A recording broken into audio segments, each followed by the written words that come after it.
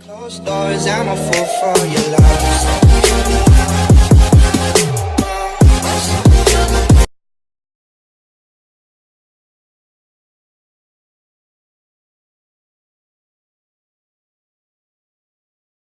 The World Bank and its sister organization, the International Monetary Fund, are very special organizations. They are sitting on top of the world's wealth, which was put into a secret account, and it has more gold than anybody knows about. And it is cloaked in secrecy. The bankers do not own that money. It's held in benefit for humanity. The World Bank and the IMF are listed on a special agreement that was signed in 1950 about that.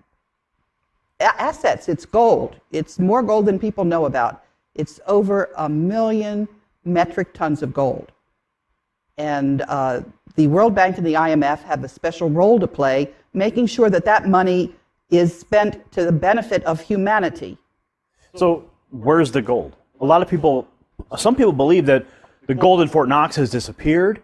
That's been in question for many years. Congressmen have attempted to get an audit of the gold in Fort Knox.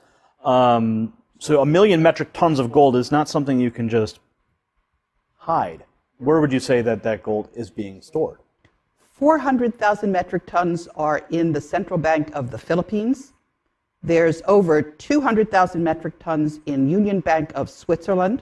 And some of that gold is buried securely in the Philippines as well. Some of it is held in various banks, but the bulk of it is in the Philippines. So the World Bank holds the note on that gold? No. It is in a special trust account that was set up by Ferdinand Marcos, and the authorized signatory is a German banker lawyer by the name of Wolfgang Struck, who also lives in the Philippines. So how do the people get the gold back? If it's their gold and it was taken by these bankers, how do we receive it? That is the question.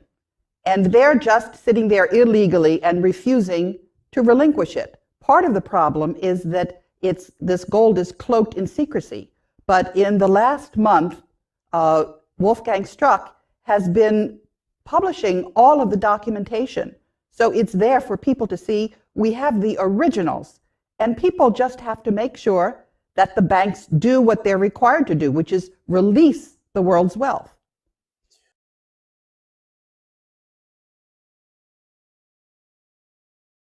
Contact Phoenix Journal Review.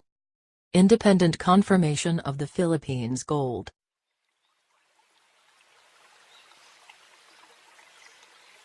Throughout the Spanish occupation of the Maharlika, members of the Tagayan Italiano clan have been visiting Europe since some of their relatives were English and Austrian. From 1866 to 1898, Prince Julian Macleod Italiano, who became titleholder of OCT 01-4 in 1864, had also been frequenting the Vatican. In 1934, under Pope Pius XII, the Vatican negotiated with a member of the Filipino royal family, the Christian Italiano clan in the Maharlika. An agreement was reached that 640,000 metric tons of the Italiano gold would be lent to the Pope. This was part of that gold accumulated by the Southeast Asian Srivijaya and Majapahit Empire during its glorious reign of 900 years. In 1939, two members of the Italiano family and a Roman Catholic priest, Father Jose Antonio Diaz, brought the gold from Kota Kinabalu, Sabah, to the Vatican. After doing this, Father Diaz went back to the Maharlika and resided in Cabanatuan City. After World War II, he facilitated the safe return of the 640,000 metric tons of gold from the Vatican to the Maharlika. Manuel Acuna Rojas, a relative of the Tagayan Italiano clan, then a congressman, and Bishop Enrique Sobrepena Sr., in the presence of attorney Lorenzo Tanyada, received the gold in Manila.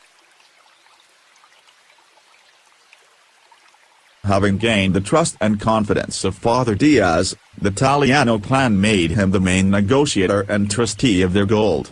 Father Diaz, in turn, hired the services of attorney Ferdinand Marcos, then a highly recommended brilliant young lawyer, having attained notoriety when he successfully defended himself in the Nalundasan case in 1939. The Taliano clan paid commission to Father Diaz and attorney Marcos in gold, 30% from the principal of 640,000 metric tons. In 1949, the two richest men in the world were Father Jose Antonio Diaz and attorney Ferdinand Marcos. Between the two of them, they legitimately earned and owned 192,000 metric tons of gold. Ferdinand Marcos withdrew their share of the gold from the central bank and minted it, RPCB. Sometime later, Father Diaz and Marcos brought their gold to Switzerland, in the Swiss Bank Corporation in Zurich. The remaining 400,000 metric tons of Taliano gold is in the third-floor basement of the central bank minting plant in East Avenue, Quezon City.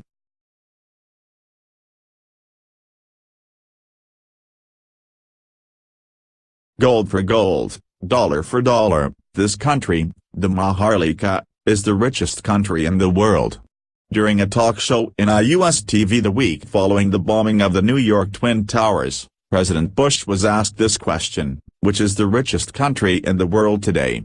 With a smile he said, the Philippines.